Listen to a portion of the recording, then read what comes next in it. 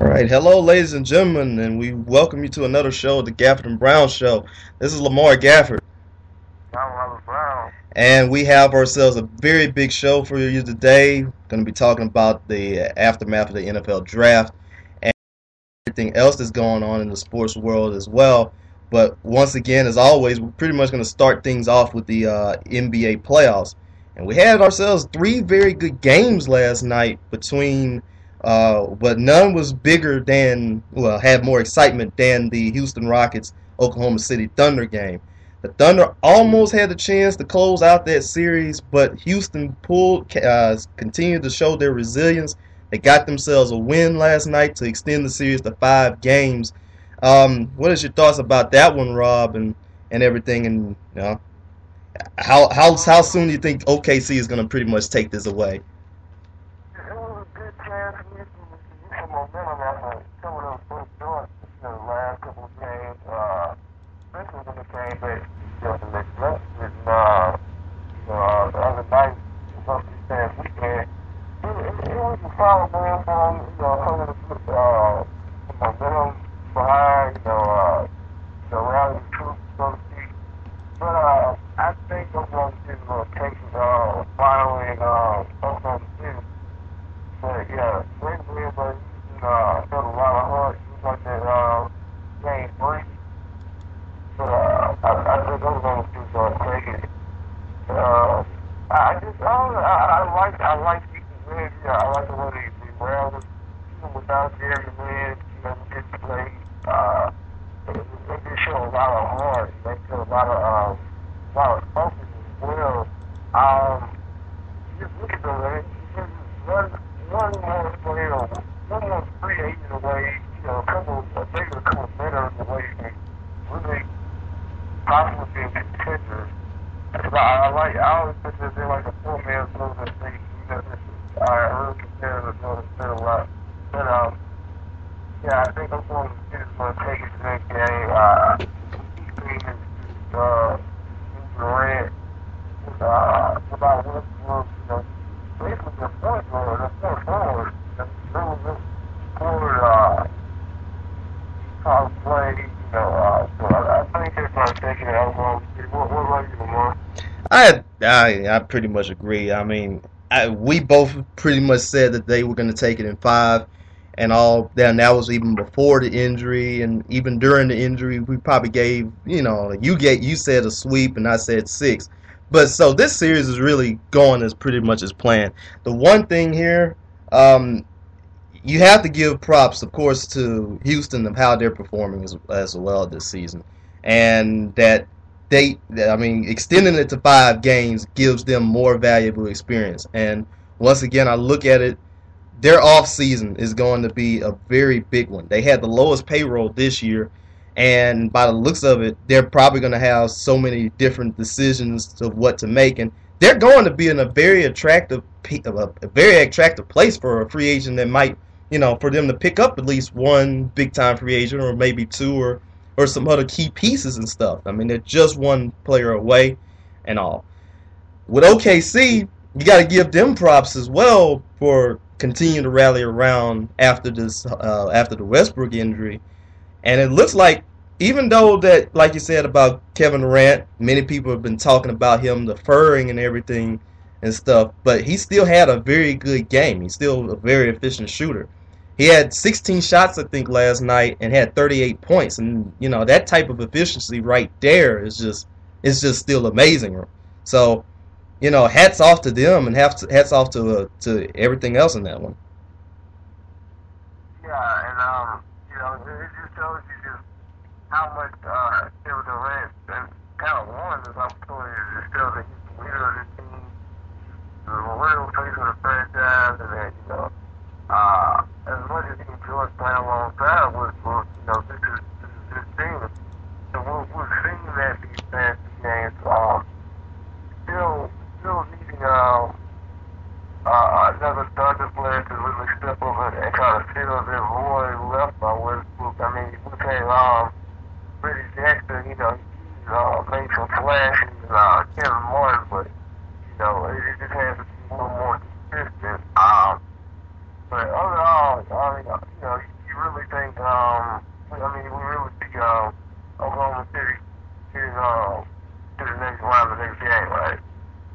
Oh, definitely. I mean, definitely. And once again, we're gonna just basically continue to see how all this is gonna pretty much shake out because their next opponent is either gonna be the Clippers in Memphis, and right now they're tied at 2-2, and actually they play Game 5 in Staples actually tonight, in the late game here. Who do you think is gonna win that game with both teams? The home teams basically winning all 4 games so far. Right, it's really looking like, last year's series all over again with the possibility of them going 7. I'm going to go with, I think I'm going to go with Memphis tonight. I just think Memphis feels like they can't have last year happen. They can't have that emotional blow. They have to keep momentum going. Somebody has to build momentum. So I'm going with Memphis tonight, even though you like to say both of the home teams have won. I think Memphis really wants to take this, but I think they don't want to go 7. They see an opportunity with Oklahoma City being, a little short-handed. So I'm going to go with Memphis in this one. What about you? Gotta go with Memphis too. I'm still not gonna change away from my prediction from this season. From before the playoffs, and pretty much go against that. Say that Memphis. We both said Memphis is gonna win and take it in 7. I think. I think if there is one game that they have to win on the road, this one is going to be it, as opposed to possibly Game 7, which we've seen it before from these two teams last year. The Clippers winning in Memphis. But I really think Memphis is going to take this one. It seems like they have the momentum going a little bit. Their bigs, Marc Gasol and Zach Randolph, they've been playing a little bit better, especially over the last couple of games. So, we're going to get I really think Memphis is going to take this one, but I still would not be surprised if this does continue to go 7 games, no matter what. Right, and just with these two teams almost equally matched up, they're going back and forth, but I just really believe Memphis won't be over as soon as possible, so I'm just taking this game. And we see Zach Randolph, come through for them. I had a friend tweeted when you see Zach Randolph for the 29, you really don't have any worries about Memphis Cleveland. Unlike, let's say Dwight Howard, who puts up 14, where you kind of like, oh, the Lakers, they still could have lost that game. But, we're going to see what happens tonight. I also think Memphis seems to be playing a little bit more physical than the Clippers this year compared to last year's series. I don't know, maybe with the loss of guys like Reggie Evans and and the traditions of more flashy players like Crawford, but I just get a little more hustle and a little more hardness coming from Memphis this year. Right, and I think that's just I think they just realize right now, probably their mistakes from last year and stuff, that they have to dominate inside. And of course, the thing is, you get, of course, if you get Blake and if you get DeAndre Jordan in foul trouble, you stand a chance to probably win the game a little bit more. But also, if you put them to the line, make them have to get a chance to shoot free throws. We all know how their free throw shooting is not that great. Again, it's just they have to. What they've done over the last couple of games, they kind of dominated their pace a little bit and stuff. Like you said, going inside, because we all know what the Clippers are. The Clippers they're more of a free flowing team and stuff, and we know that Memphis likes to grind it out. And so once again, it just depends on whoever's pace has got this. We continue to see who's going to win that one too. Right. So now the other game that's actually going to happen tonight is going to be the Denver Golden State game, and that's actually, ironically, that's the early game. But right now, this series is a little bit, it's been exciting as like what everybody else has predicted it, but it's kind of surprising to see Golden State take a 3-1 lead here in this one. Do you think that Denver has a chance to come back, or do you think Golden State is going to actually go ahead and pull off the upset tonight, or if not, in Game 6? I think Denver comes back in this one. I wouldn't be shocked if Denver came back and pushed it to 7. I really didn't expect Golden State to these high shooting percentages going. I thought they would have a slump in a couple of games, but they've kept it going. And, their home, when you're playing at the Oracle, it's not even a fair advantage sometimes. I mean, that crowd is so intense. The energy is definitely, an advantage to Golden State. More than any other team would have when you have home court. But I see them. I see them coming back focused. I see them winning this next game. I mean, they've been in all these games. The last one that was more blowout, but they've been in a number of these games. They've been able to cut distances down. I just think they haven't been able to play together. And you really see how the absence of Gallinari is hurting this team. He's a guy that can come give you, extra 18, extra 20 points sometimes, and that's hurting them a little bit. But I think they come back in this one. And you really like the story behind Golden State and continued development of Steph Curry. And that's doing it without David Lee. I mean, true, both is out there, but, we know David Lee is a little, more of a well-rounded big man than Bogut, but, they're doing this without David Lee, but they're rallying behind his absence. It's just great to watch. You got guys like Derek Jack and Paul Landry stepping up, really coming to, the aid of Curry. This is great team basketball, and more Jackson really leads the way. But I think Denver takes this one. What about you? I have to say Denver is going to take Game 5. And I really would not be shocked that they go ahead and possibly take the next three, take the other 2 games too.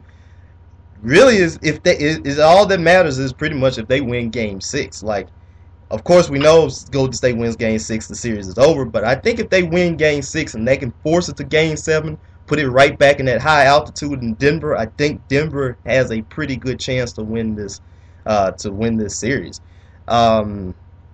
But nothing, I can't take away anything about what Golden State is doing right here. I mean, what they're doing is just remarkable, and I mean, it just seems like it's happened the last 2 times they've been into the playoffs. We can remember what happened in 2007, beating the Mavericks in the upset them, and then even though they lost in 5 games against the Jazz, Oracle was just rocking at that point, and the same thing is this series as well too. We really basically have seen the coming out party of Stephen Curry. We really have seen the coming out party of him. He's been doing pretty good over the last couple of games. 31 points in Game 4, 29 points in Game 3, 30 points in Game 2.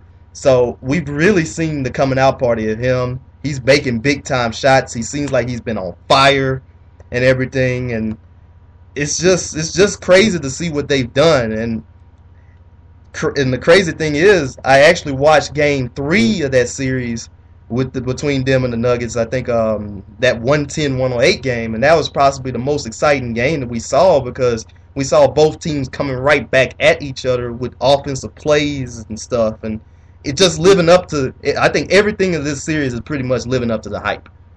That had the title. You know what? I think we had it labeled as the most exciting series ever. But I think the Portland Chicago series is taking that title now. After that 3 overtime game this past weekend.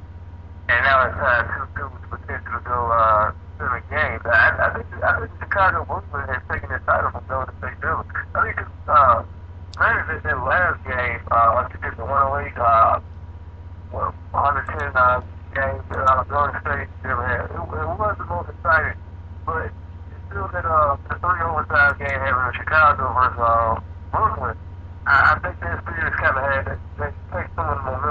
reminiscent because, Golden State wins this game is over. But with Brooklyn and Chicago, we really have the potential to see a 7-game series. And with just that performance by Nate Robinson, man, it was crazy. 34 points from a guy who, doesn't start. But yeah, I definitely agree with you about Denver taking the next one, probably being able to push it to 7.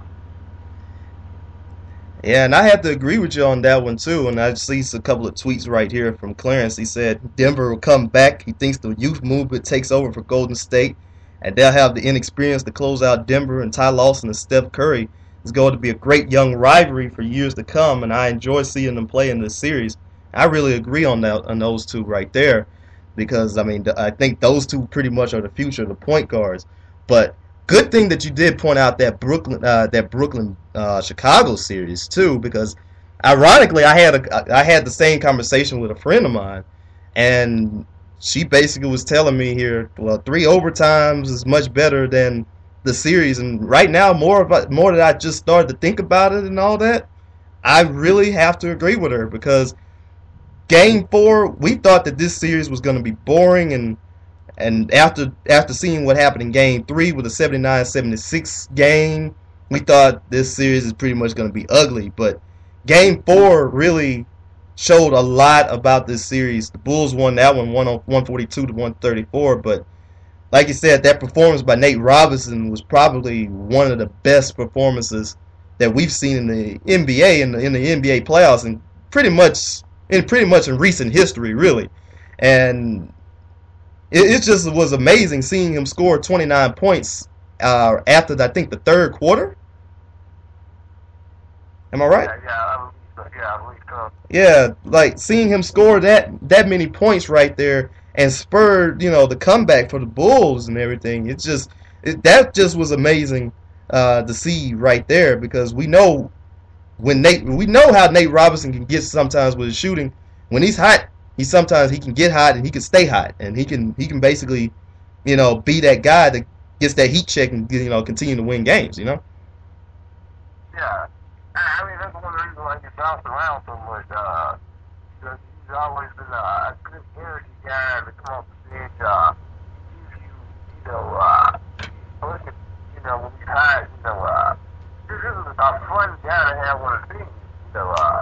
I remember when he was with the Celtics a couple years ago, how much he really motivated him and Glenn Davis had that real big chemistry, that Trey Duncan combination, and how he does they really kept Boston young a lot of those playoff videos. But Nate Robinson on a heck of a performance. It's something that's going to probably be the highlight of his career. And you like that from a guy like that, because granted, he's been on a couple of teams, but he's a fun guy to watch, especially when he's hot. And it's just more reason for you not to want Derrick Rose to come back, and just not widen that conversation, because he's not coming back once. And he got Kyrie, who missed that was the game the other night, but he's gonna come back hopefully for the next couple of games. You got Robinson, he's got guys that can play, so there's no need to continue the conversation of Derrick Rose coming back. Even if you do, me say they're going against Miami next round, but Derrick Rose coming back for a short playoff series is not worth it, especially when the face of your franchise and, still has other lingering issues other than his knee. So, it's not worth seeing him come back too soon. You get a repeat of last year in that Philadelphia series. So, I think they continue to hold him, until the next season. And I think Chicago, I think they're capable of taking this series. I think we're both going to take it, but can't underestimate Brooklyn right now. Brooklyn showing me a lot of heart. They're showing a lot of resilience. I thought they were going to lay down and just let Chicago wrap this series up, but they're showing a lot of resilience. And that they are. I mean, seeing their win in their game in Game 5, 110-91. Very good game by Brook Lopez, 28-10. Gonna see how they do in Chicago. I don't think they're gonna, again, like you said, I don't think they're gonna, I don't think they're gonna lay down at any point in this series. We've seen the 3 games that that the Bulls won. They've been pretty close. So, and before that Game 4 comeback with the Nets, from the Nets here, I think the Nets had like a 14-point lead before that missed dunk by C.J. Watson. So, you know. Brooklyn's pretty much. I would not be shocked if they win Game 6 on Thursday, and forces it to Game 7 back in Brooklyn, and pretty much we'll see who gets the chance to win that one, because once again Brooklyn's just a very tough team. D. Will, Joe Johnson, we know what they can do. We also know that they have the bigs that can get rebounds and stuff. Brook Lopez, he started to show a little bit more that he's becoming a little bit of a better center. And also a player like Reggie Evans, which we know that he's not going to be much on the offensive end, but he's going to grab rebounds and he's going to actually extend your possessions and stuff too. Yeah, if you're a Brooklyn Nets right now, how happy are you that you did get Dwight Howard? You got Brook Lopez, a superior offensive player compared to Dwight Howard in the post, and he's showing that he can work the time and effort. Granted, he had a couple of injuries earlier in the year, but if you're really seeing, you just really have to be like, I'm glad it kind of didn't happen. Considering the fact that Dwight came back from back surgery, he looked like he didn't really have his focus. Like the Orlando thing was still getting to him. So, I think they're kind of glad that, they kept Brook and, the whole Dwight thing didn't come to Brooklyn. Right. Hey, here's a question for you about this one. I'm gonna propose to you that this was from Clarence. He asked, considering the history between the Bulls and Heat over the last few years, if Rose does come back for that series, is there a possible chance that they would take Miami to the limit or even beat them in a 7-game series? Nah. This Miami team is too good. Even when they had Rose during the MVP year, I think that series was 5 games? Yeah, 5 games. Yeah, 5 games. Nah, that's not gonna happen. Just looking at Bulls team, LeBron James gotta be dead tired. This guy played the most minutes in the league. I don't see how he does it. And the big, you get the hustle from Noah. He's the energy guy, but Bulls are still so MIA sometimes. Kyrie's good, but Chalmers, he's old Chalmers, and who's going to do with LeBron? His team is too good. He's probably in that Milwaukee series. I ain't even try most nights, so this one's just a team that they don't like. They don't like the Bulls. The Bulls don't like them. They still remember everything Noah said. They call them Hollywood. If I'm thinking anything, I'm thinking Miami wants to sweep these guys because they weren't rubbing in their face. They don't have the franchise player.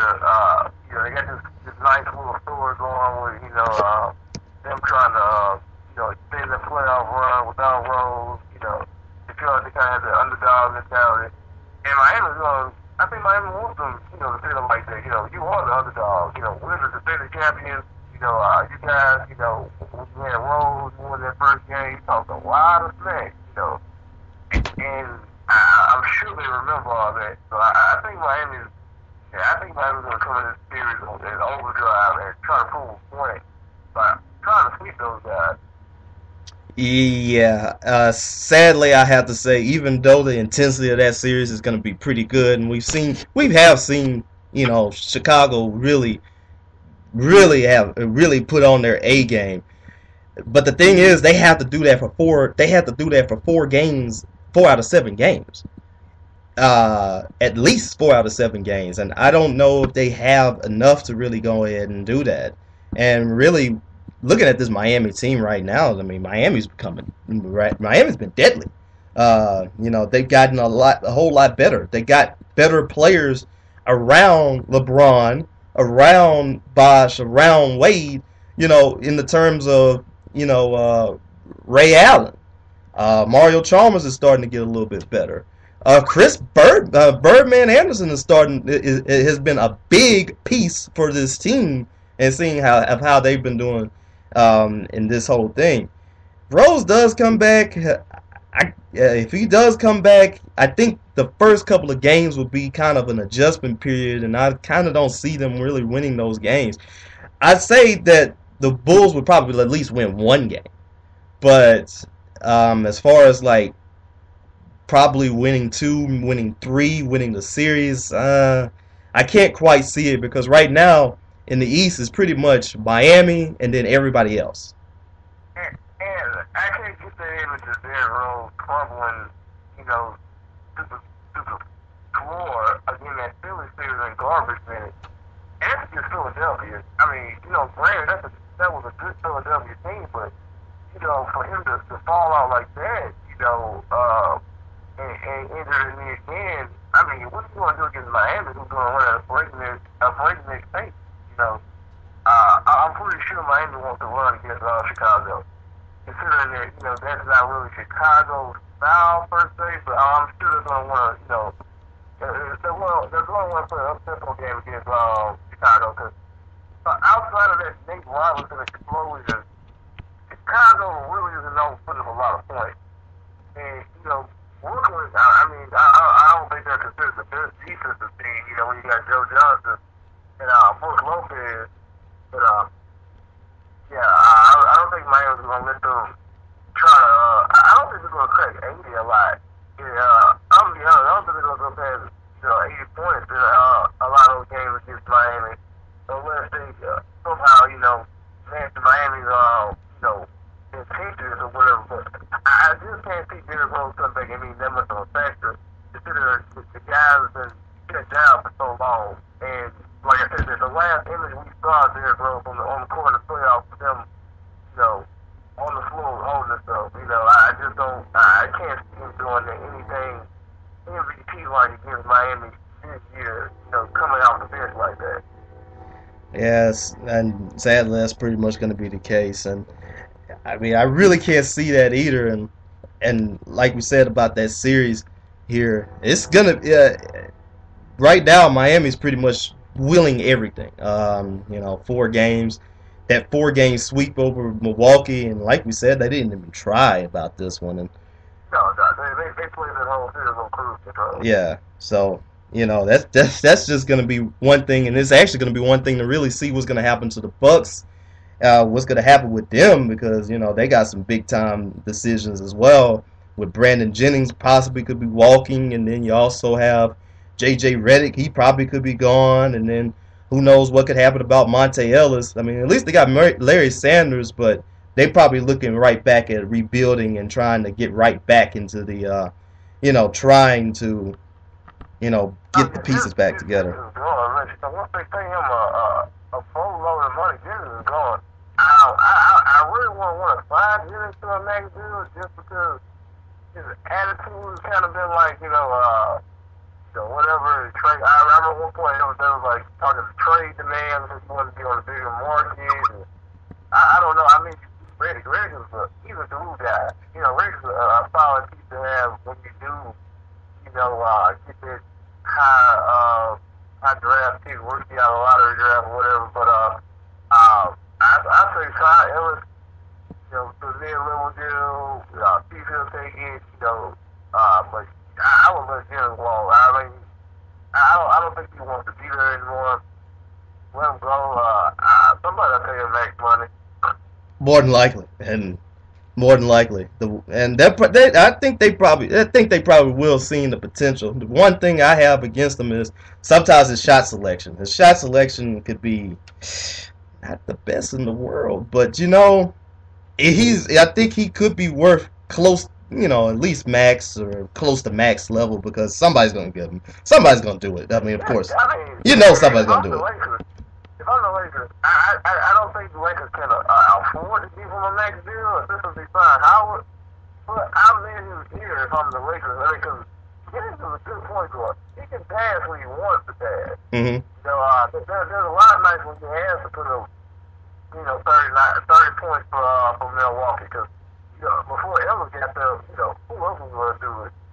So I think he can be a solid point guard and a good scorer.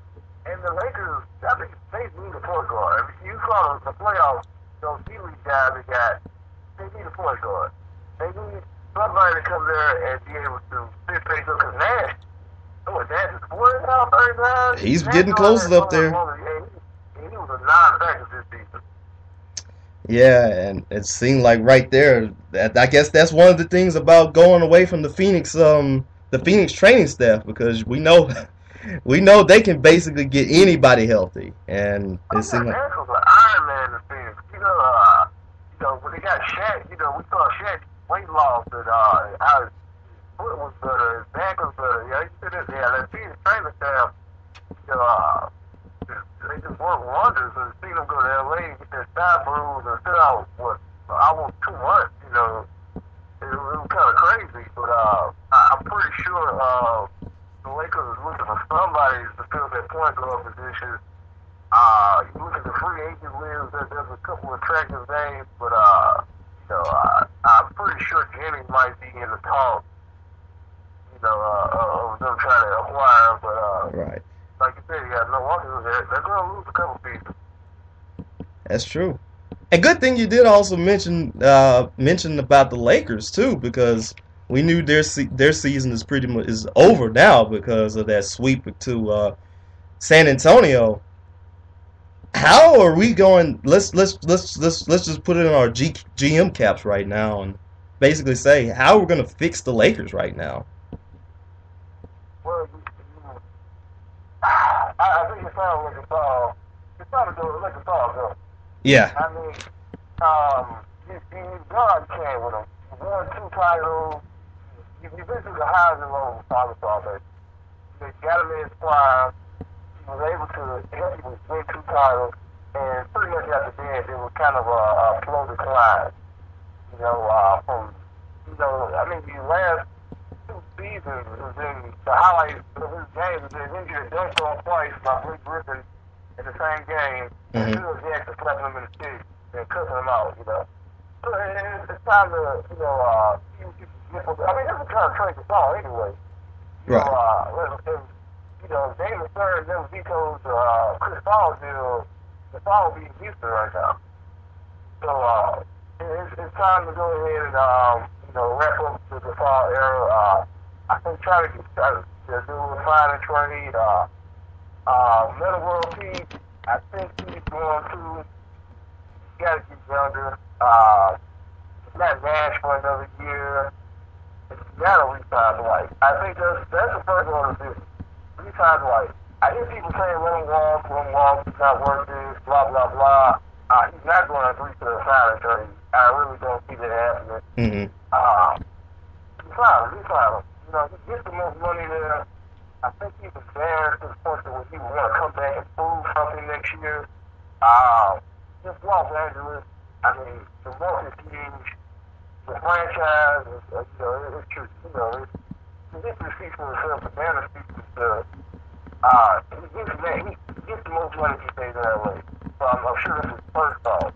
Resign him. You got to resign him. I mean, what are you going to replace him with? Resign him. Like we talked about earlier, there's some names out there. There's Jennings, there's Ellis, there's Tyreek Evans, O.J. Mayo, Iguodala. You got to get at least one of those guys on the bench. Maybe a start, at least. And draft better. I mean, the Lakers have got to start building teams from the ground up again. I mean, true, you want the big names, you want the Showtime bills, you want to make Jack Nicholson happy, but you gotta start doing teams up in the ground. You gotta start doing the bench. So, yep. It's gonna be an uphill battle for him. It definitely will be, and like you said, everybody has to go through that point and ironically, the Yankees, they had to go through that point too. I would pretty much have to do the same moves. I mean, looking at all the salaries for next season, Kobe's getting paid $30 million, and we already know we're not going to get rid of Kobe here. Pau Gasol's getting paid $19 million. It's going to be interesting to see what they do. I mean, do you trade him? Do you amnesty him? Meta World Peace has an early termination option of $7.7 million. Do you amnesty him, or because we already know he's probably not going to be as much trade value right there. The one caveat here is what they're going to do with the White, and you have to sign the White because he's going to be the best big man that's available, that's out there. But if you don't sign the White, you have to make sure that you have pieces, and then you're going to pretty much have a void at center because you're going to let the White go. And I mean, you're letting the White walk, and then you're also letting Pau Gasol walk. So I actually think that they have to keep the White, and I think that they can repair that decision with the White, and the White's got to at least have it in his heart to really come back, because really, of all the big time free agents that I look and see right now that could be available to them, I mean, look at the centers right now. Andrew Bynum, I don't think they're going to go right back with that because, obviously, because he's been hurt. You said the White. Al Jefferson could be a low-cost guy right there, but is he going to be as good as the White? And that's the other thing. Yeah.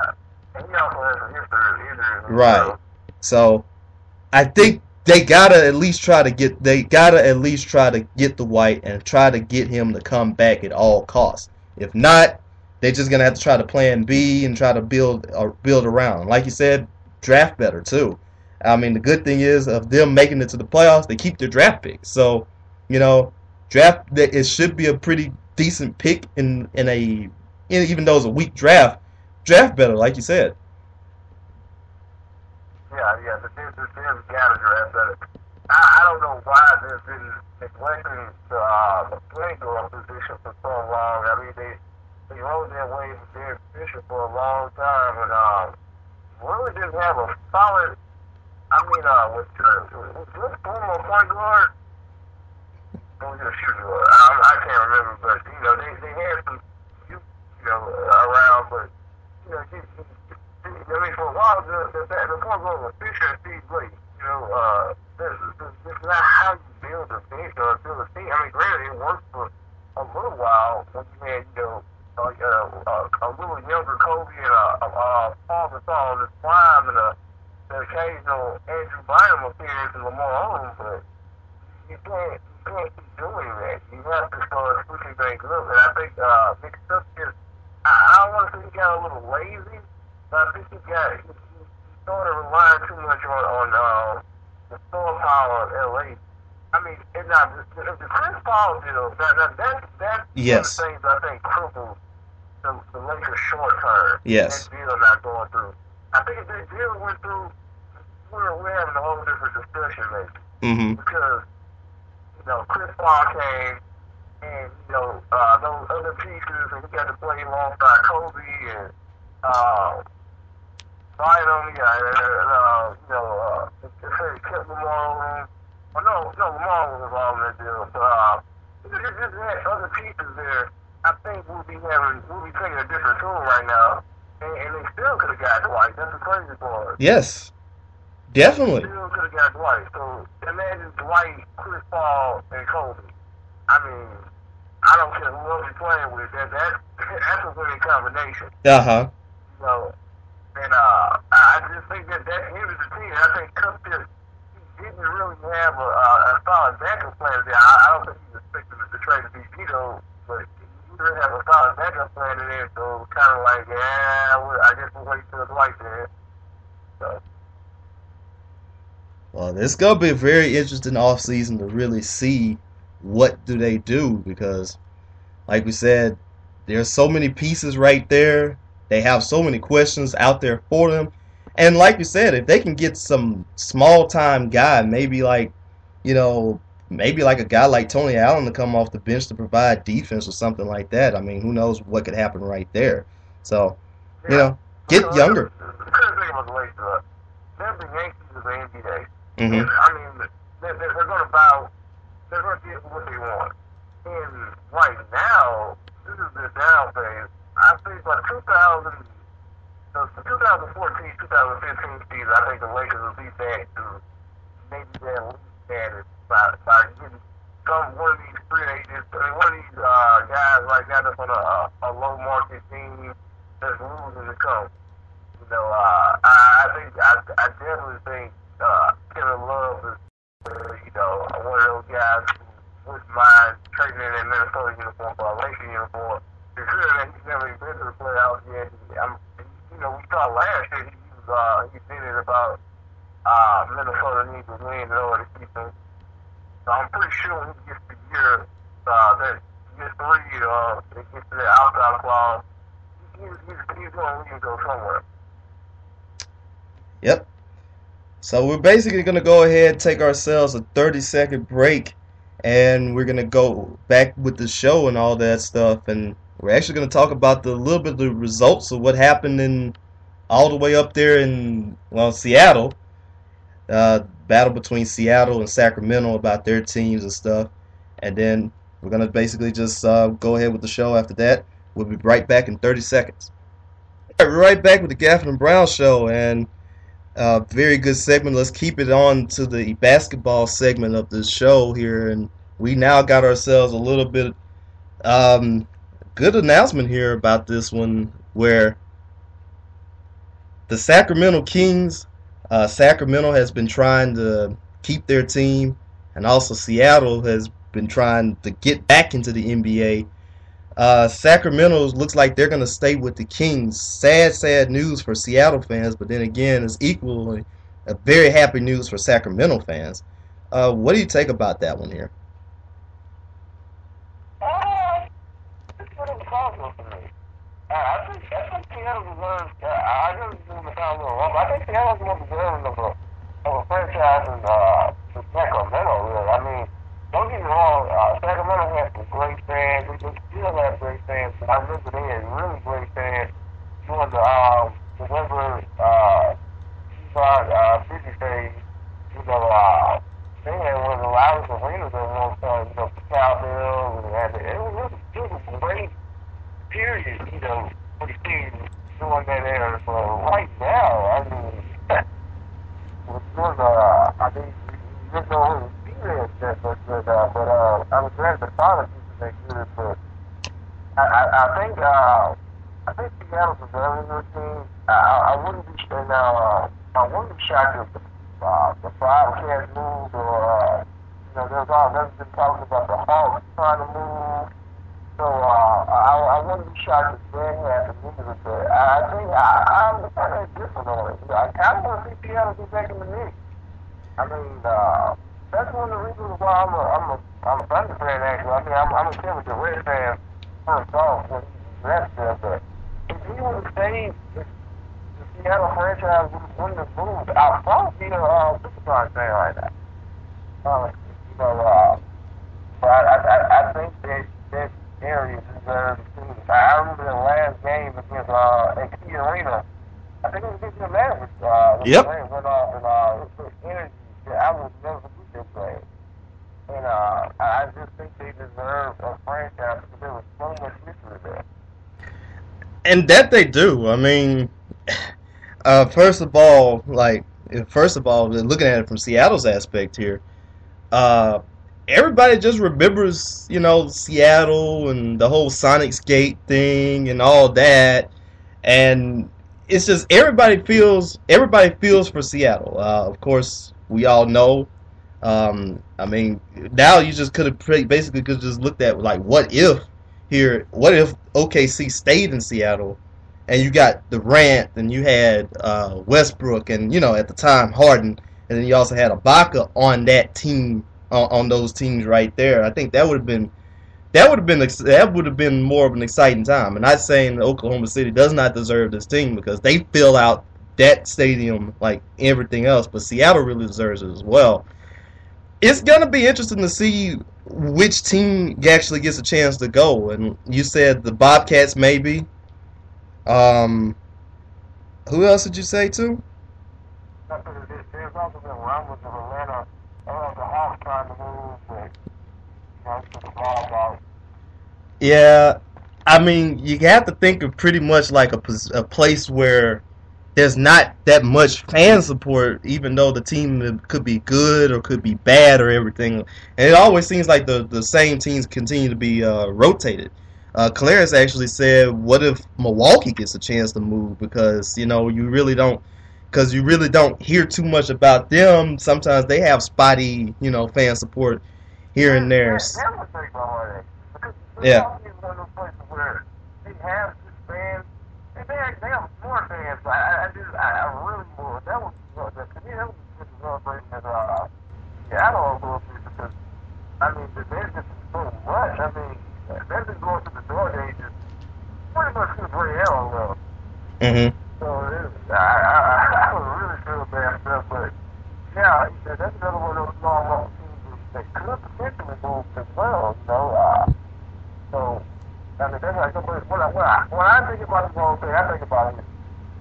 Seattle history in basketball from Sacramento. Because before the Weber, Levi, era, the team sucked for a long time. Right. They sucked for, before that, the highlight of their franchise really was Kenny Smith. And, they really sucked for a while. They got good. They had that era where they almost went to the finals. They were always in the playoffs. They were one of the most fun teams to watch. And then after that, it kind of went downhill.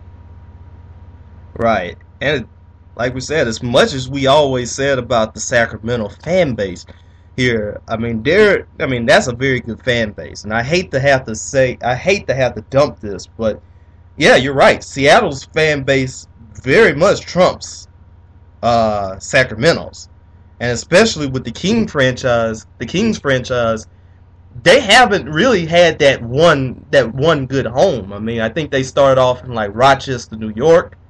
Then they went to Cincinnati, and then they moved to Kansas City and Omaha, and now they're in Sacramento. This is one team this is one franchise that really has not had. They've been one of the oldest franchises in the league, but they haven't really had that one good spot to call home.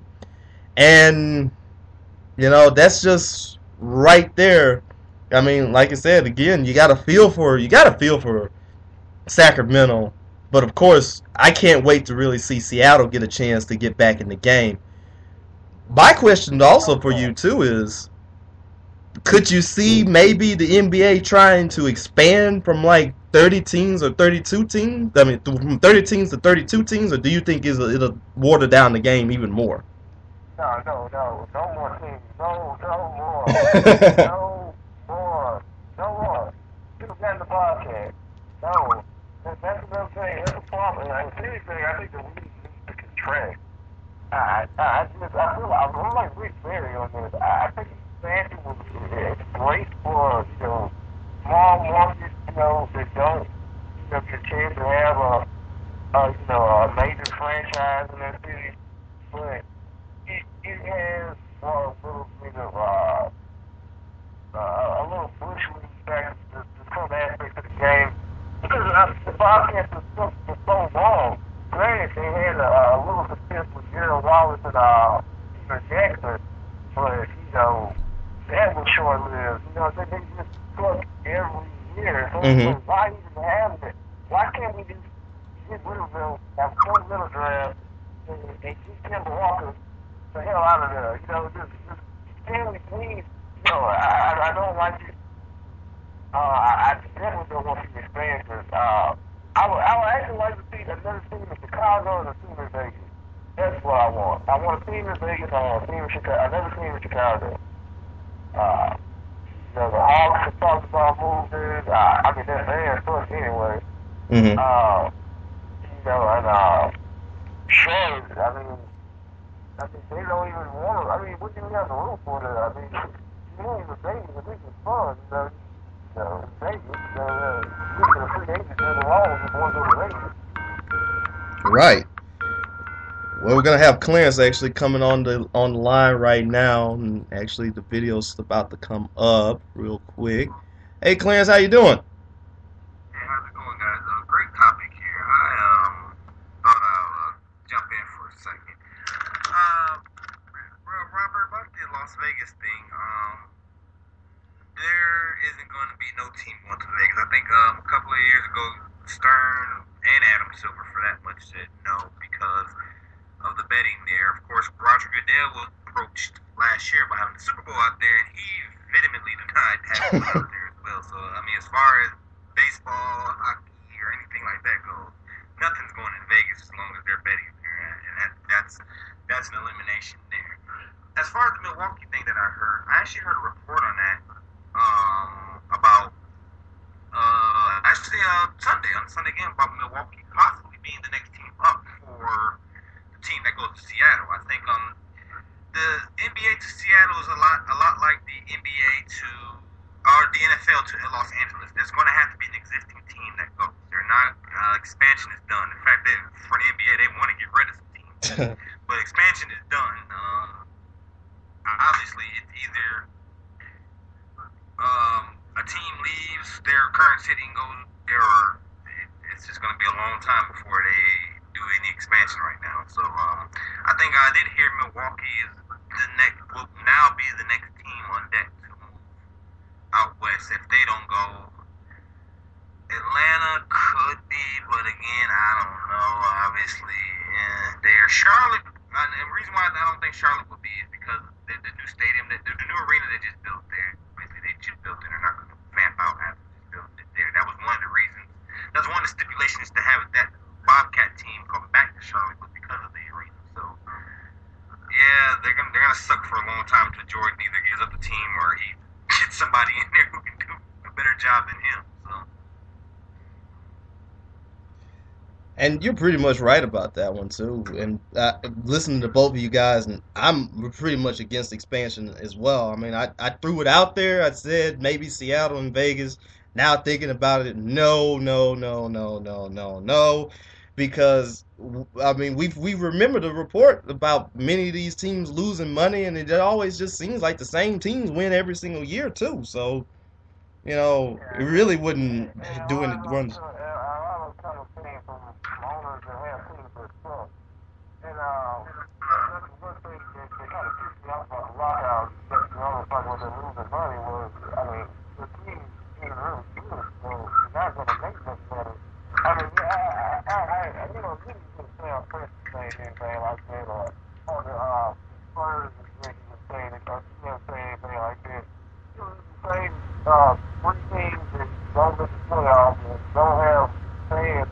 Probably get blackouts and say that, but I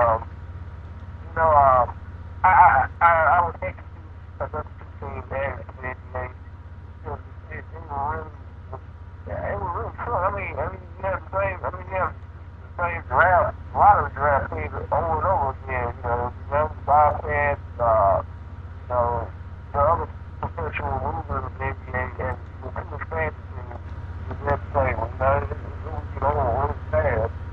So I was looking at that, but I wouldn't mind seeing, the Bobcats move or because like I said, Seattle history, Trump, Sacramento, and definitely Trump Charlotte. So I think they deserve to see more than the other two cities.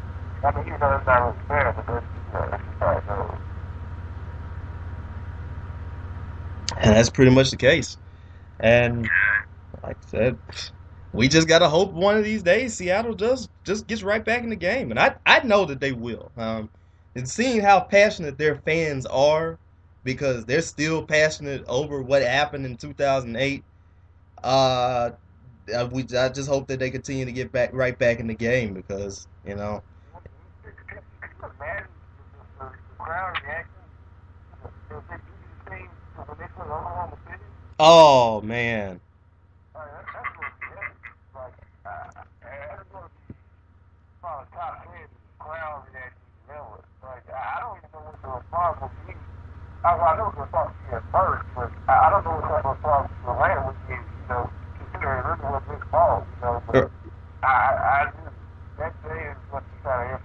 And honestly, I remember seeing some games last year, I think, where like OKC went to Portland and some some Sonics fans actually went into the stadium, into the Rose Garden, and having like a Sonics flag in the background, basically cheering along with Blazers fans, which ironic as that may seem because of that rivalry that they had, but they just hate I guess they just hate Oklahoma City that bad. Well, basically Clay Bennett because of what he did to that team.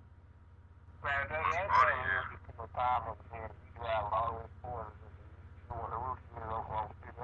That will be too far. I'm pretty sure Gary Payton is kind of tight now. So he got a lot of hate in order to get it. But I'm just they're rightfully bitter. I can understand why they're bitter. And all of this time, I think they're going to be changing this year. Mm-hmm. Honestly, I would also like to see one of these days too, like realignment in the division as well. Actually, I was just getting ready to ask you guys about that.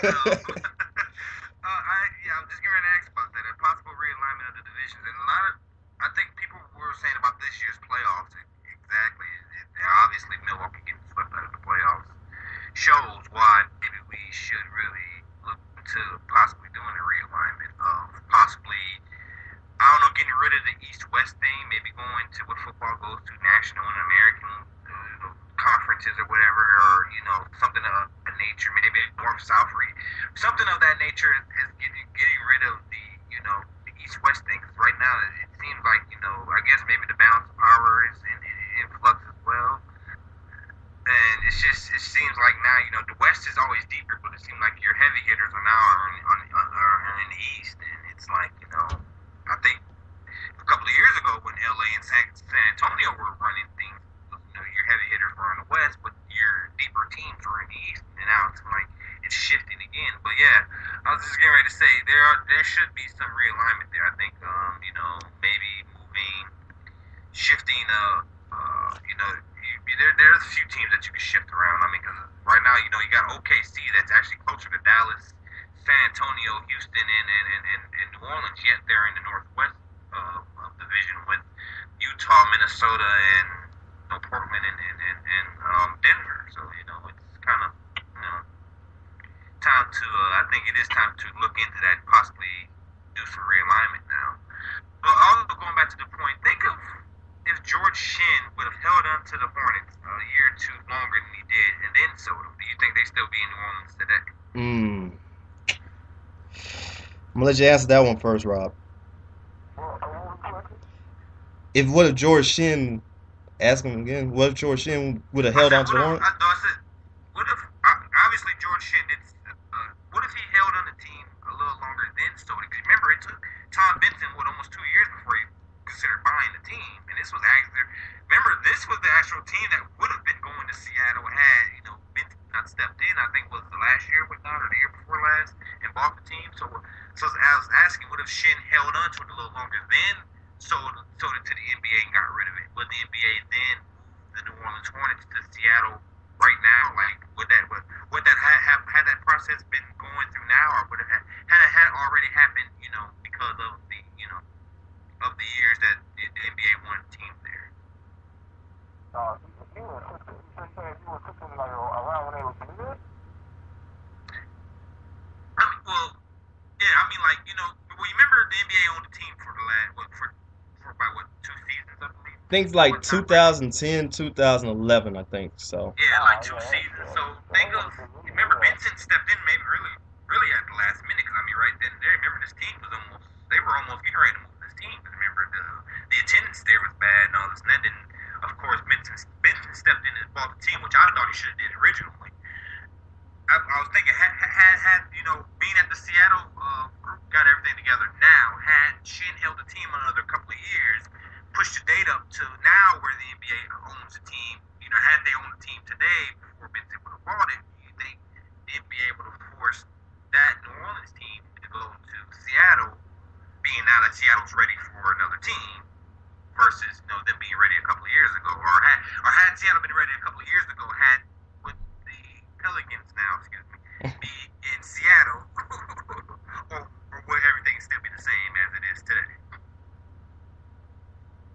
Mm. I'll I'll go ahead and answer it. It sounds better in my head than it does coming out. I'll say I'll go ahead and answer it. And I'll go ahead and possibly say I think they may move. I think they might have moved. It really though would have depended on what the CP3 want to do too. But I think they're gonna move. I think they would have moved if he kept on to that team, and let's say CP3 moved or did not move. I don't think that would have had any bearing on that because they would have still at least had a fusion of youth maybe. So, what do you think, Rob? I would agree with you. He would have stayed, yeah. If he made a commitment to stay, yeah, then I definitely think they would have moved. I was thinking, well, that's one of the things I was thinking. Obviously, I said that this Seattle group, whoever came together 2 years too late. So I said the same thing. I said, had they came together back in Benson bought the team, I think late 2010 or whatever, but whatnot. Had they been together then, before Benson bought the team, I guess obviously they would have been able to move the team out of there. Remember, this was the team was taking a bad rap as far as attendance and everything else going in the NBA. Really, so that as if they were losing money, of course, and obviously Mr. Cuban had a little concern about it with the CP3 situation. So. Yeah, I thought that was probably Seattle's best chance of having the team right there. The Sacramento thing, obviously with Kevin Johnson being there, that I think more than ever saved anything. Obviously, if any other mayor was there, they were goners, and I think now most certainly politically wise, that very much helps him. And but as far as keeping that team there, let's remember now, 10 years ago, remember Arco Arena was we all talk about Oracle Arena. No, remember Arco Arena was the place to be at. But 10 years ago, the Cowbell. Phil Jackson, getting the cowbell treatment behind him, and that crowd was very loud. And remember, that was the place to be. And I mean, those guys jam packed the place. And I think the Maloofs did them a very bad service. I mean, remember, I think the Maloofs pretty much gave up on them after a certain time. They didn't really want, they tried to get to the NBA. They tried to move the NBA franchise to Vegas. Stern, as I said before, Stern killed that dream, and after that, they just said screw Sacramento. That's really how it's been.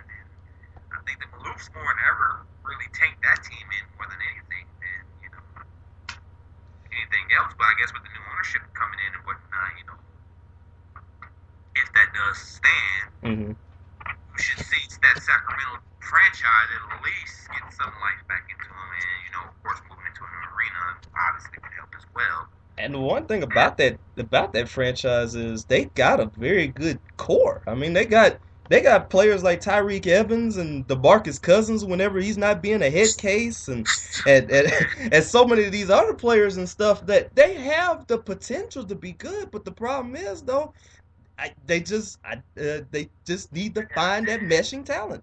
Yeah, it hasn't come together yet, and I hear that I think that's a good core to move a team that ain't no start.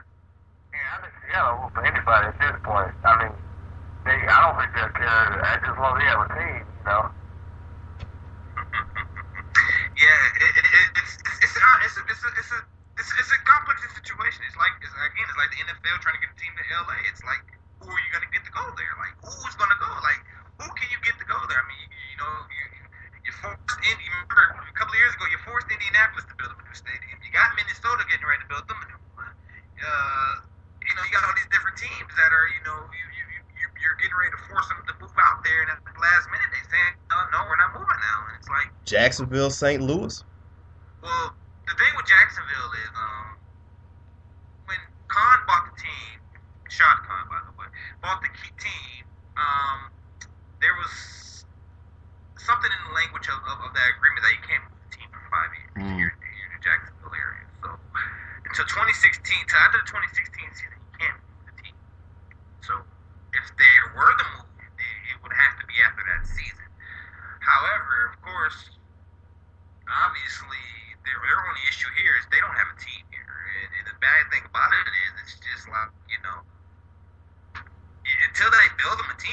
until they get a actual team where people come out and watch.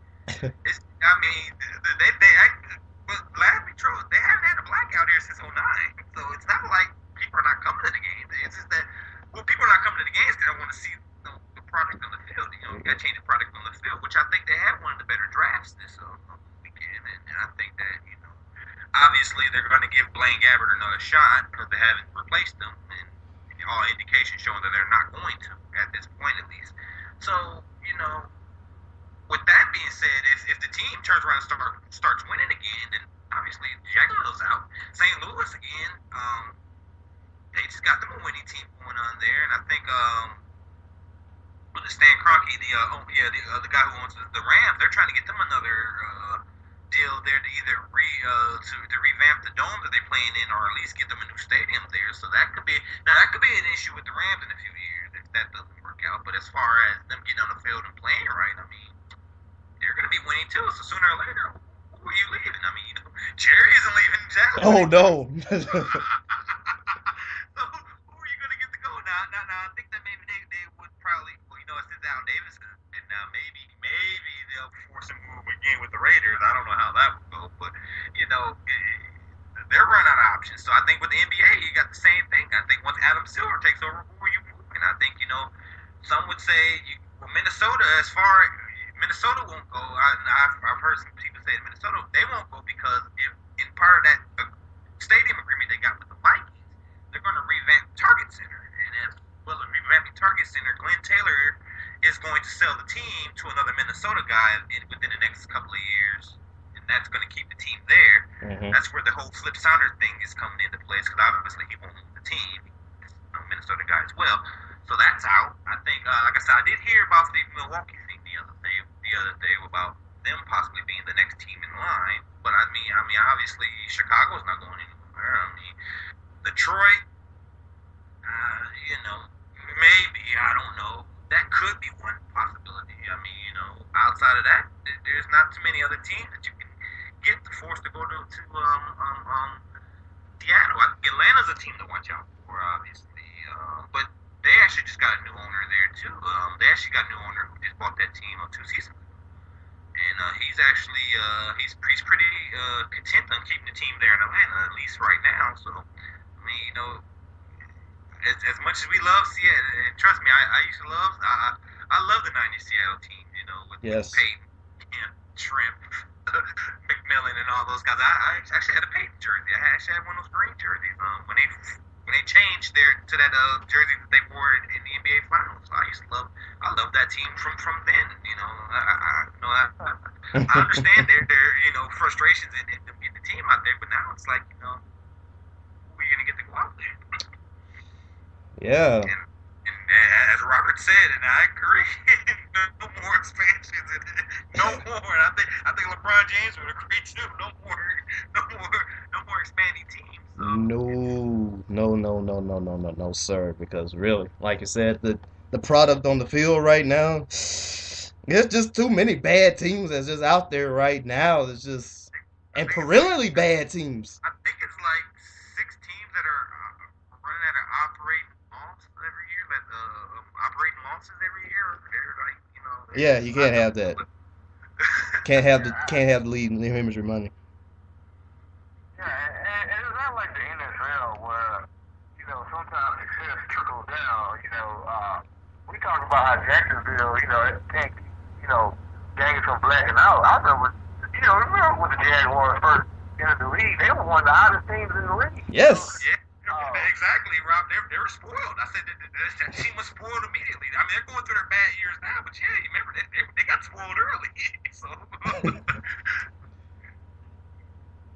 Mark Brunell, you know, he spent walking the exit to $3 million, you know, but that's just how it goes. But in the NBA, expanding teams is the other way around. I mean, it takes a long time. I mean, like the Magic, you know, and they were dealt a good hand, you know, early on, but this is just, I don't know, but since we're on top of the basketball, you know, most of the theme of the show, I wanted to get you guys' take on the Jason Collins thing. Do you think it was as historic as, you know, claims of the deal. Did you kind of get the, okay, let's move on, But I mean, was it a little overblown, or was it, rightly held at their high standards?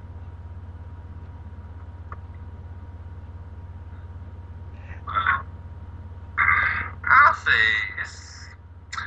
it wasn't. Well, it was a historic from an actual. From a stance of someone who's actively playing now. Yes, obviously it is historic. I mean, obviously no one's actively played before. I just think that I compare it to the women's sports. I think more when Brittany Griner did it was more. Oh, okay, yeah, we kind of knew that already. Okay, yeah, it's not a big deal, not surprising news. Whereas I think that they needed an active person to do it for the standpoint now it does bridge the gap to let other people come out. The question now comes is, will they allow him back in the league? Will this put a permanent will this blacklist him from the league, or will everybody say, you know what, okay, Jason, if you still want to play and you're a free agent now, we might need a big body here. Okay, here, come play for us. Then yeah, I think that will be the next compelling thing. I think not John Barry, it was Tim Legler said that yesterday on SportsCenter. Getting them to come on a team and stay on a team from here on out is the next thing. Being able to come out and doing that. I mean, again, we've seen retired players do it. And this, that, I think a lot of that happened to do with the atmosphere or the culture of that sport or of that time. I think, like I said, you're always going to have people who's going to think that this is no, you don't do this. I think Mike Wallace did that yesterday. Of course, PR caught him and he had to go back and apologize. But obviously, if you looked at Mike Wallace's tweet yesterday, he obviously didn't care or didn't agree much with what was going on in the situation. But I think for the most part now, I think you're coming to a point in our society where it's almost like, okay, we don't really. I mean, we care that you are, but we don't care for it to be front page news. I mean, we care that, okay, fine, it's out there. You freed yourself, good, okay. But it's almost like we don't care anymore. Like, okay, is that the case? Cool, okay, just come out, free yourself, and let's move on. And that's where it's coming to now. Because looking at it from Twitter yesterday, we had like the wide range of reactions and all of that. In a way, I feel like that this is pretty much the step in the right direction. Now we got players now. You finally got an active player that said that just came out and everything. Like you said, Clarence, it might bridge the gap. You have a lot of different people that could possibly, that might be still in. They might come out and everything. The one thing and you also touched upon this too. The one question is like, what's going to happen to him now? He's going to be a free agent next year. What does he do? We've already heard that the Celtics might say they might have him coming back. The Wizards said that if he would have came out during the season, they would have openly accepted him, with wide arms and everything. So that's going to be one of the good cases too. If he wants to play, he would get signed again. I think no team cares about the whole day thing. I think the team will actually use it to its advantage and sign him just to get a cheap pop, cheap heat, cheap attention. I wouldn't be shocked if a team gave him a solid, more money than he deserves just for it, But at the same time, if he doesn't get signed, I mean, he is 34. He's always been a solid man that's usually at the end of the bench. So I wouldn't be shocked if he did get signed up just off that alone. He only averaged 9 minutes when he was playing with Washington anyway. But he's definitely going to make more money. Whenever he writes his book and goes on speaking engagements, he's going to make more money in Impact doing that. So I would be shocked if his basketball career is closed now because just the impact of this alone, he's going to be a pretty big name now. I mean, Jason Collins went from, obscure NBA big man to, historic, groundbreaking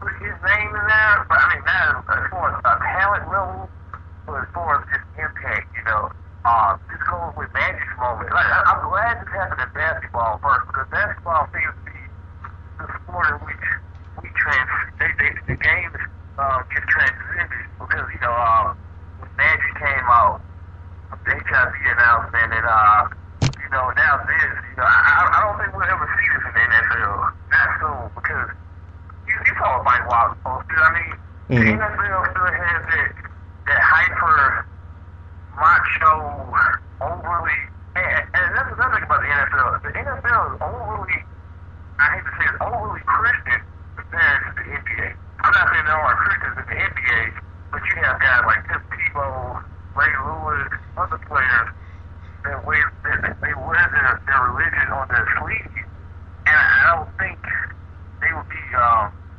I don't know. I just couldn't see it happening in the NFL back then.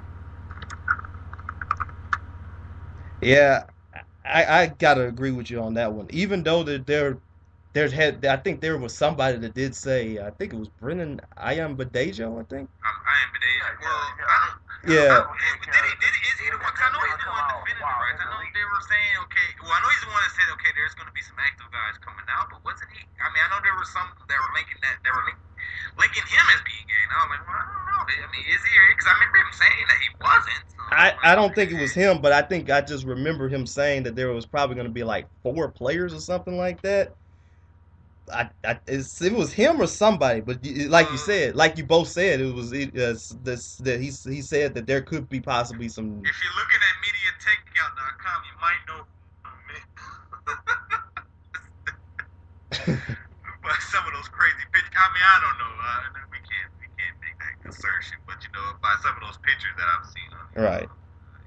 We kind of don't know what's going to happen because, like you said about the Mike Wallace thing, everybody saw his tweet, and it kind of just makes you just a little bit hesitant, like.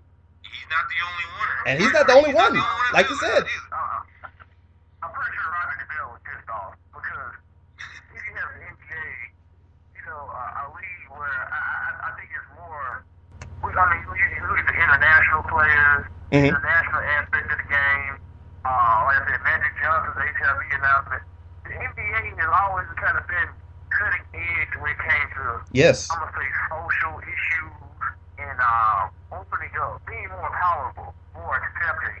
While the NFL is always, I mean, look at some black coaches. Right. I'm about to say, I was getting ready to say basketball. I think it's been in front of that forever. I think yeah, exactly. I was getting ready to say that.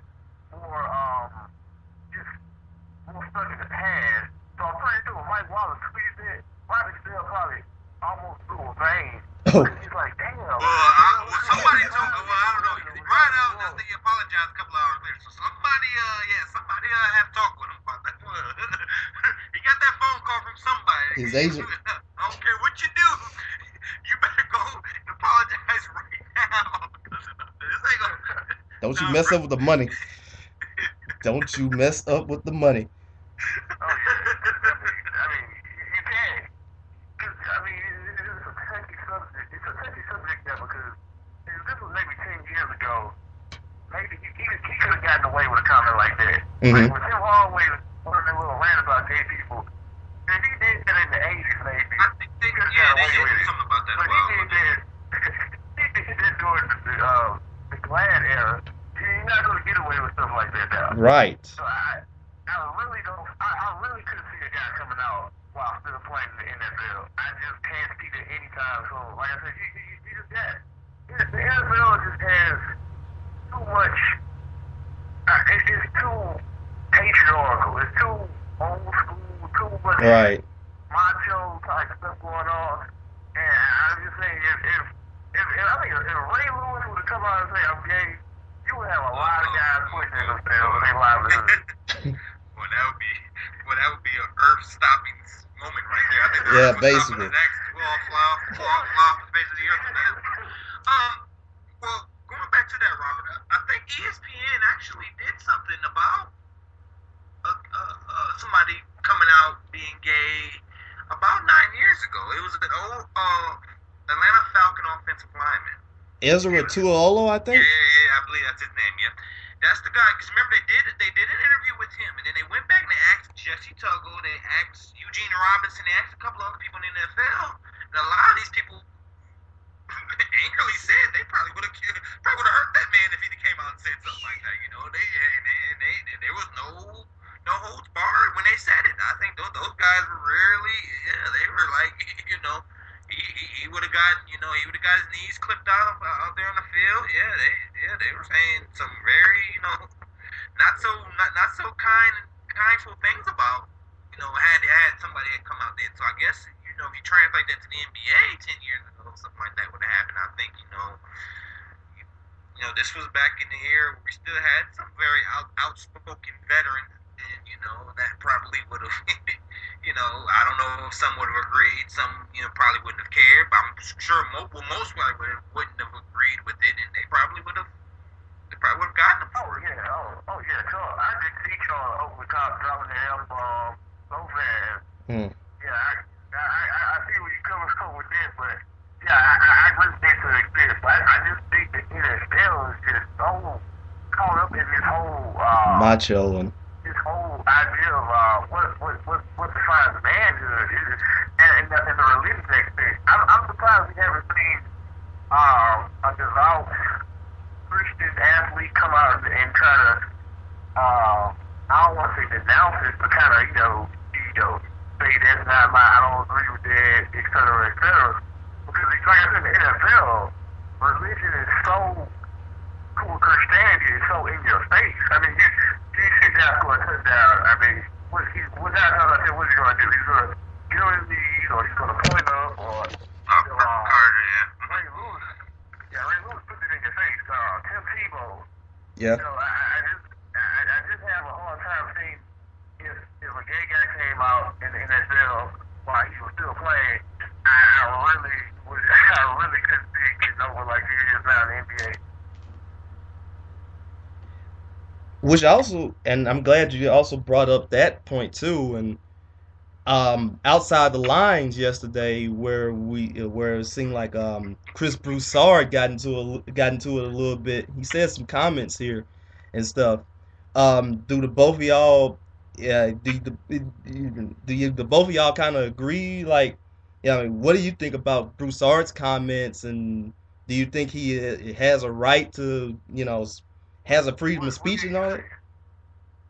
Let's see. I'm trying to see it right now. If I could pull it up. I stepped out of the room when that happened. I was hearing something going on when I got back. Bob.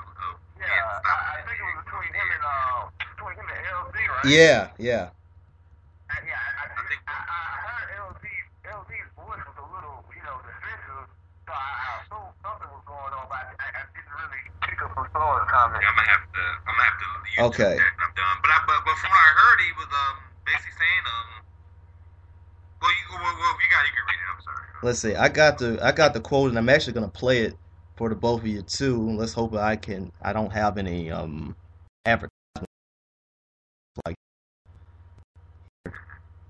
Let's see. Come on. Okay. Any minute now. I'm a Christian. I don't agree with homosexuality. I think it's a sin, as I think all sex outside of marriage between a man and a woman is. And LC knows that. He and I have played on basketball teams together for several years. We've gone out, had lunch together. We've had good conversations, good laughs together. He knows where I stand, and I know where he stands. I don't, criticize him. He doesn't criticize me and call me a bigot, call me ignorant, call me intolerant. And that I hear, and talking to some people around the league, there are a lot of Christians in the NBA, and they don't want to be, just because they disagree with that lifestyle, they don't want to be viewed and called bigoted and intolerant and things like that. And that's what LZ was getting at. Just like I may tolerate someone whose lifestyle I disagree with, he can tolerate my beliefs, and he disagrees with my beliefs and my lifestyle. But true tolerance and acceptance is being able to handle that as mature adults and not criticize each other and call each other names. Personally, I don't believe that you can live an openly homosexual lifestyle or an openly premarital sex between heterosexuals. If you're openly living that type of lifestyle, then the Bible says you know them by their fruits. It says that that's a sin. And if you're openly living in unrepentant sin, whatever it may be, not just homosexuality, adultery, fornication, premarital sex between heterosexuals, whatever it may be, I believe that's walking in open rebellion to God and to Jesus Christ. So I would not characterize that person as a Christian, because I don't think the Bible would characterize him as a Christian. And that was Chris Broussard's take on the Jason Collins thing yesterday on Outside the Lines. Now I'm gonna get I was surprised I was glad they did cut his mic off. But there's a lot of guys that probably feel like, well, they're not gonna say that, but I guarantee you, if he came out in the NFL, this people would have been the first to say something like that, or you know, or you would have somebody say something like that. So I don't think an NBA player is gonna say that, because I think a lot of NBA players kind of don't care. You know, I mean, when you have Kobe Bryant come out and say something like that, like, you know, supporting it, telling the team stuff, I'm pretty sure the rest of the league is going to follow suit and be like, yeah, you know, do you? Yeah, Robert. I don't think much as far as the NBA's perspective that they don't really care. I think I think one view of it was that the players are so young and so that they're not really in hyped until there's what they call them young and don't know any better. So a lot of the times it's just like, well, we don't care, as long as we're making our money, we don't really care about that. Whereas I think a lot of the older players are more, but again, with them being a lot older in their lives, they're probably in a different place, or they're probably saying, okay, well, I really don't care. Good that you came out with it. We do support you from that perspective. But like, I don't care one way or another because it's not hampering my beliefs. Now, I'll go something very unrelated with this very quickly. Obviously, if you're Rob Parker somewhere, I know you're going. I know you're screaming at the TV, going, hey, how can he get away with saying that? But when I call somebody a cornball, I get fired. Hold on. But obviously, I am surprised that they didn't cut off his mic on that. Obviously, I'm gonna have to YouTube that and listen to the rest of it later on as well. But I mean, again, it's opinionated on his behalf. I know Charles and Kenny, I think, really disagreed with him yesterday as well. I heard them on I believe there was on Anderson Cooper yesterday. I'm talking about that as well. They disagreed primarily with his opinion on it. Obviously, it's his opinion, and it's his opinion and his beliefs that he can believe in that. But yeah, like I said before, as far as the NFL goes, I think it is more faith based there, and I think a lot of times with that culture, I guess if you were to come out, again, you're gonna have some people who are gonna support you, and then you're gonna have maybe a mainstream of people who don't support you, probably gonna look at you differently, and because you're violating their beliefs, they're just gonna really treat you as such. They're gonna treat you as an outcast. They're gonna, they're not really gonna have much to do with it. They're gonna, shun you and shut you out of their lives. And it's kind of sad that it had to come down to it like that. But that's just one of the things that they will do over time. So I guess it's the perspective of which side. I think we're still waiting for the shoe to drop for an NFL player to do it. Considering now, let's be honest, the NFL is the most popular sport in America now. That is America's pastime. Right. I guess they're waiting on that. As far as baseball goes, so you're gonna wait on that too. There's a guy come out and say, well, I'm a homosexual. Okay, does he get high heat from some Christian from some the vile Christian because he is homosexual, so he gets the high heat. Those are things we have to wait and see. What are the backlashes of this? And the after effects of coming out and doing this. Exactly. Those are things that we have to see now. And basically, just gonna go ahead and wrap this up. Wrapped up this segment right here. Again, it's gonna be, like you said, it's gonna be an interesting thing to see what's going to happen next year. I mean, what's going to happen with Collins. I really do believe that there's going to be some innovative owner that might need a center or might need somebody else just to, promote awareness to this whole thing. And, they might take a chance on him or something like that. I mean, I could just remember Mark Cuban this year actually signing Chris Wright, a guy that had multiple sclerosis. So, somebody like that, he might get a chance to, put Jason Collins on the team, obviously to play too, but yes, also to, bring awareness to the whole thing, and that also can be a good thing to the league too. Hey, Kyle's about to go get that book money. Kyle's about to write a book. You do your time bestseller. Go speak in engagement. said he would like to get signed, just to show that Mhm. there's no bigotry, with his decision. He still can, do what he's been doing for a living. But I'm pretty sure now at this point in his career, I think he's more concerned about being maybe an advocate. Yeah. And he's a very smart person. The guy went to Stanford too. Yeah. So, Yeah. there is a life outside of basketball for him. So, there is a life outside of basketball for him. So, there you go. So, basically, we're going to go ahead and take ourselves another 30-second commercial break, and we're going to try to wrap up the show. We're basically going to also talk about Geno Smith. His free fall from the draft means somebody has to be fired. We'll be right back in 30 seconds with the Gafford and Brown Show. Right back at the Gafford and Brown Show. We also have myself, Rob, and we also got Clarence on the line too.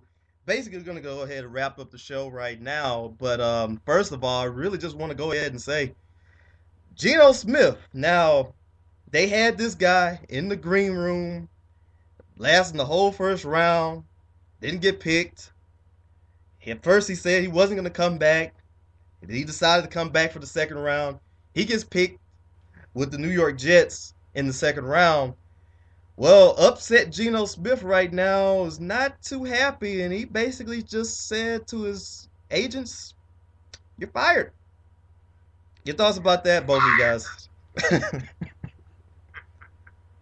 funny. I think Geno needs to slow his roll a little bit because, there's players that are ranked higher than him and outfit right now better than him.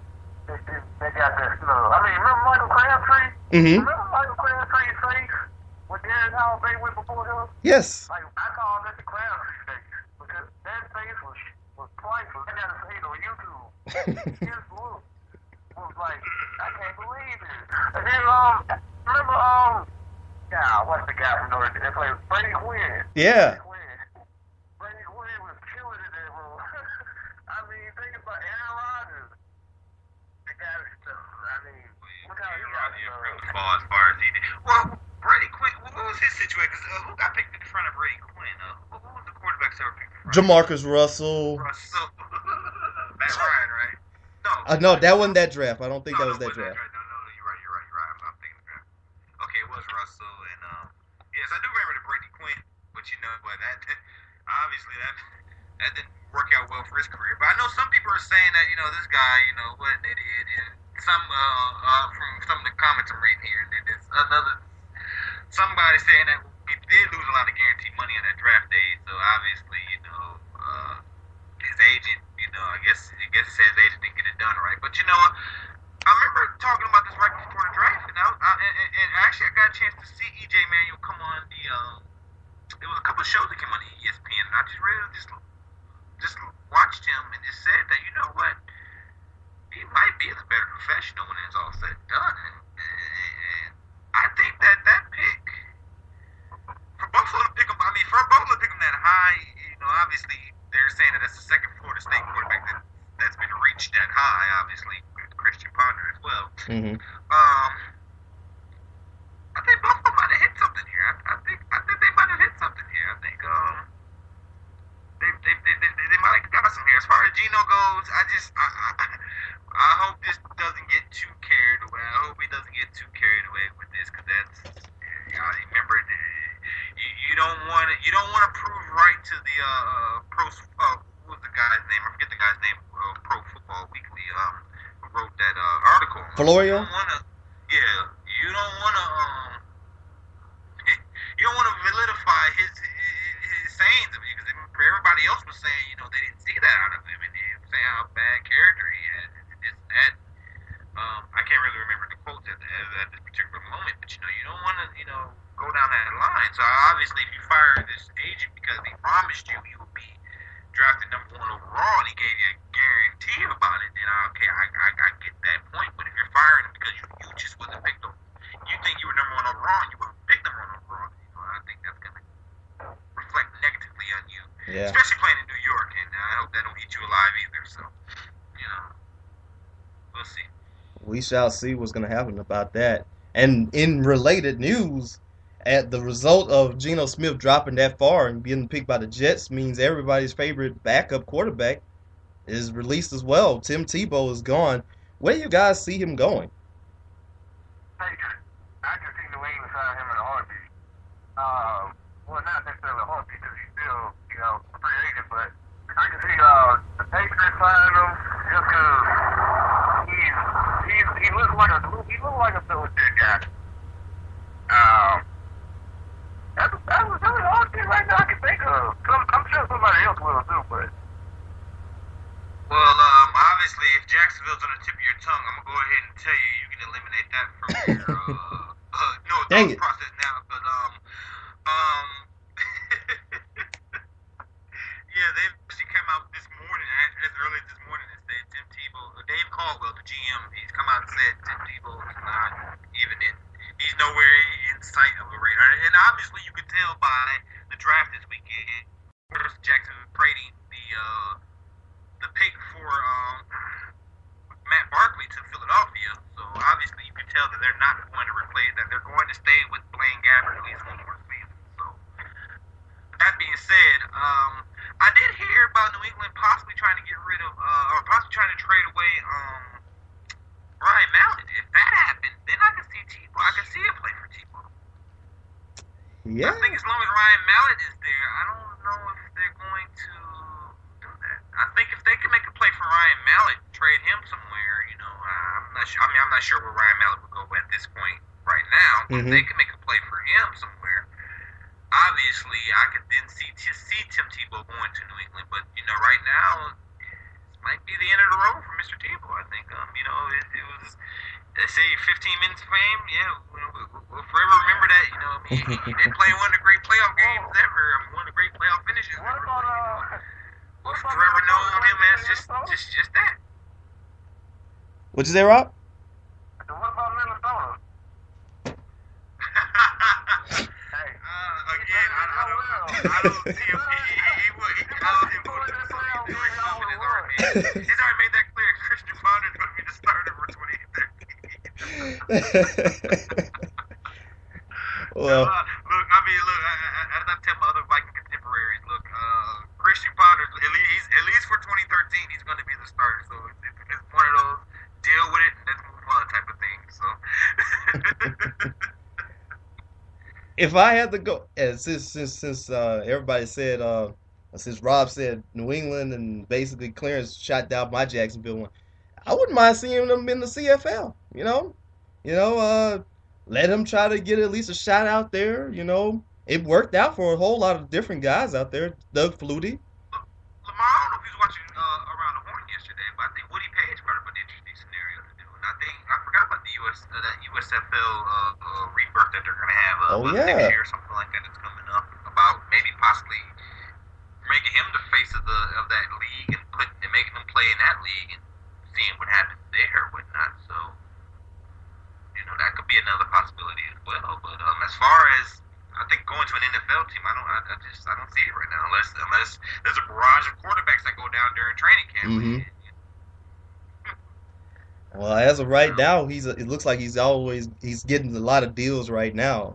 There's some indoor football team is offering him $75 per game. Omaha Beef, and then also let's see what else. He was offered a new quarterback gig at the Lingerie Football League. What? Anyway.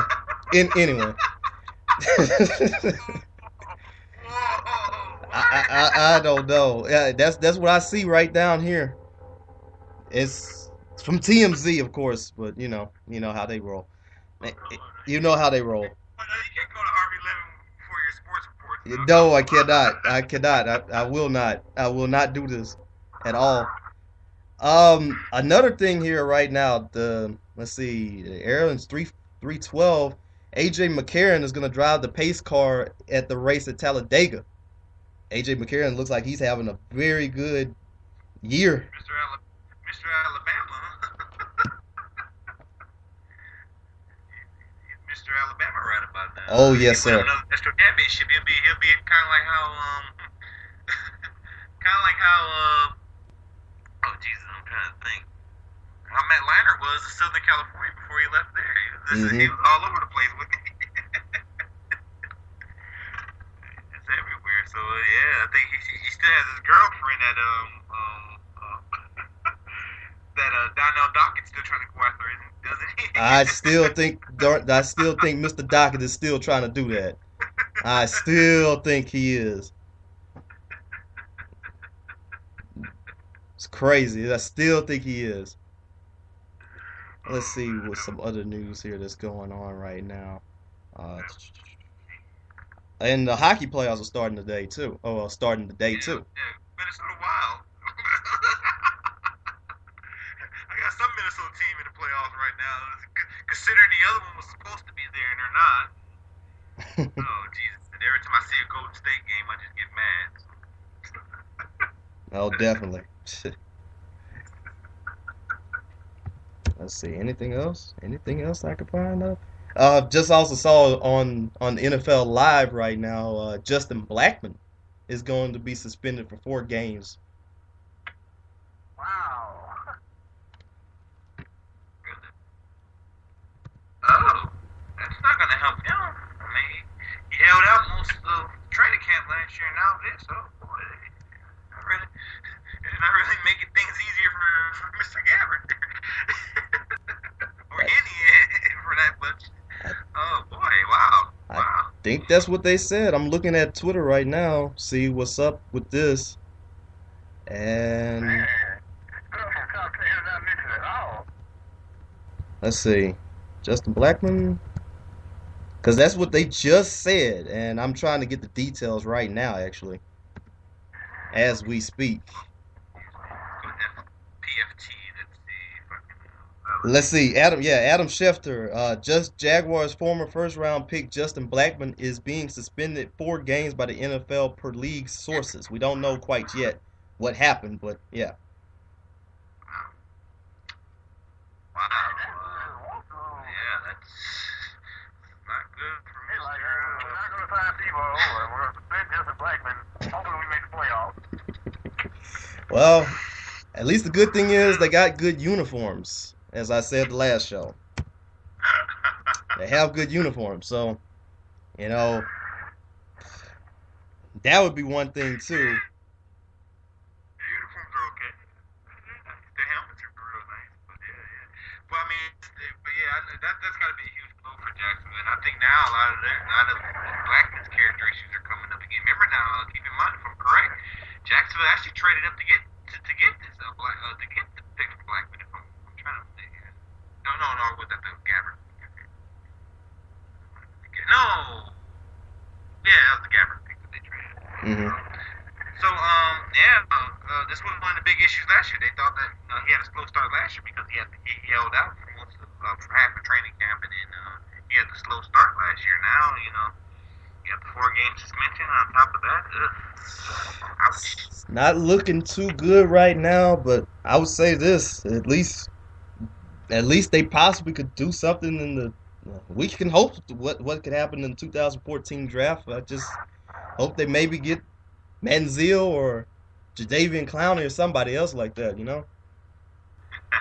Definitely Manziel. Well, those two are going to be hot commodities for next year. So, interesting scenario, and I guess I'll bring this up now, and I'm sure I'll bring it up again in November or December. If your team's under 3 games going to the month of December, do you tell the guys to take an early vacation and hit the showers early? If you're one of those teams, oh man. Jadeveon Clowney's on the board. Do you want to take an early vacation? I definitely possibly might. It might be an idea. Here's your game check. I don't want to have to hear from you for the next 3 weeks. That's gonna be interesting, though. That's really gonna be interesting. We only down by 10. Yeah, I know. Just take a break, though. Pump the brakes. I'll bring it up now. We may be talking about this. This might be a big discussion 2 years ago. I think it kind of got overlooked. I got a feeling. I got a feeling that's going to be part of the big discussion too. I got a good feeling. Well, this pretty much is going to wrap up the show today. Once again, very good show. Talked about a whole lot of stuff. Once again, listening to us as well. We archive our shows. Any idea when our next show is going to be, Rob? Friday. Friday? All right, that'll work for me. Yeah. That'll work for me. So we'll definitely have you, and we hope again to have you again too, Clarence, on this one too. But we'll be right back. Well, we're basically gonna just call it the show right here. I'm Lamar Gafford. I'm Robert Brown. Clarence Elder. And we basically just gonna wrap up the show right there. Have a nice day, and continue to listen to us, and we like your support.